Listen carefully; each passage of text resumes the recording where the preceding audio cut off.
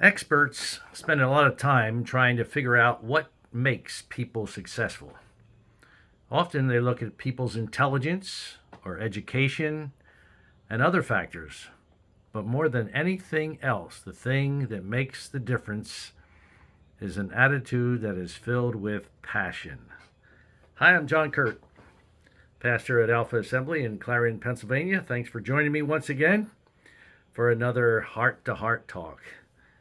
And I hope that these messages that come from my heart to yours are a blessing to you and will challenge you sometimes and will encourage you other times and just be a blessing in your spiritual journey.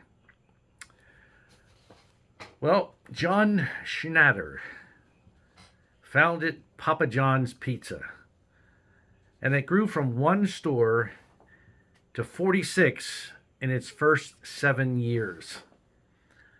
And then it grew from 46 to 1,600 in the 7 years after that. Now, the reason that the company has grown so much is the passion that John has for what he does. Success Magazine did an article on John of Papa John's, and they said pizza is Schnatter's life, and he takes it very, very seriously. His philosophy is simple: concentrate on what you do well and do it better than anyone else. He says, talking about my dreams for a pizza business at age 22, people thought I was crazy.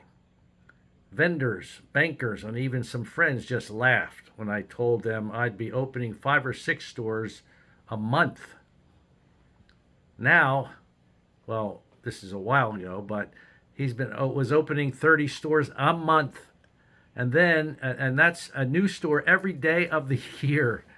And the reason is passion. As I said, experts spend a lot of time trying to figure out what makes people successful. It's not intelligence or education or other factors. That's a part of it. But more than anything else, the difference is an attitude that is filled with passion.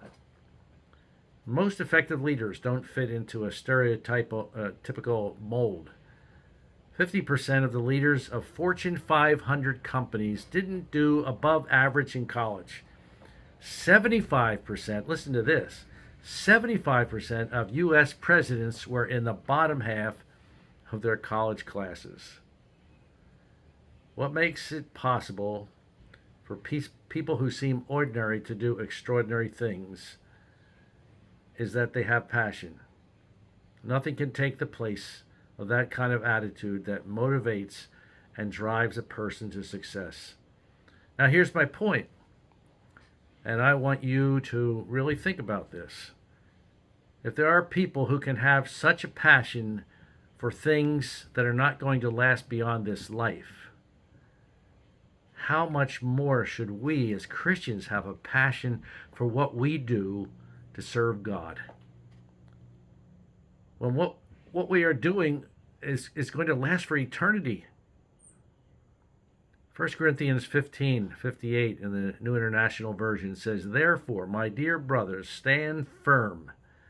Let nothing move you. Always give yourselves fully to the work of the Lord, because you know that your labor in the Lord is not in vain." Notice the word in that text, fully. Focus on that word, fully. It means wholehearted and passionate.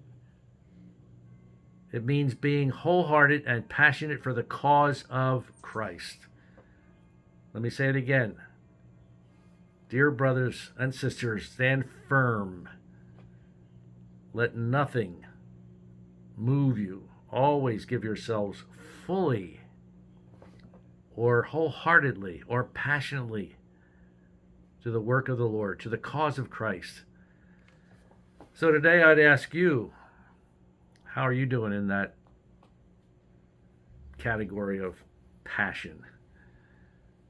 If you need renewed passion for spiritual and eternal things, ask the Lord to help you. Ask the Holy Spirit to jumpstart your attitude with His dynamite power, so that when you stand before the Lord someday, He will say, "Well done, good and faithful servant."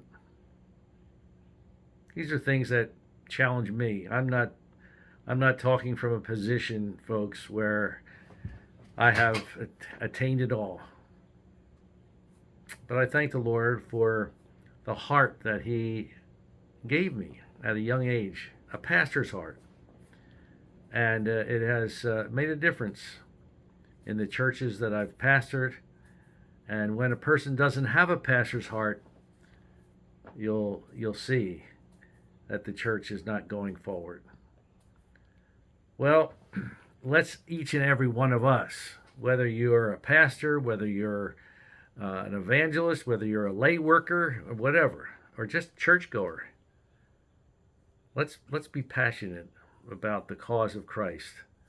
Let's spread the good news, especially in these days. We see things shaping up in the Middle East, and it surely does seem like the Lord could come back any moment. Well, thanks for joining me once again, and hope that you'll come and hear a message sometime at Alpha Assembly. We're at 499 Grand Avenue Extension in Clarion, Pennsylvania. Give me a call sometimes. Check out our website or our Facebook page.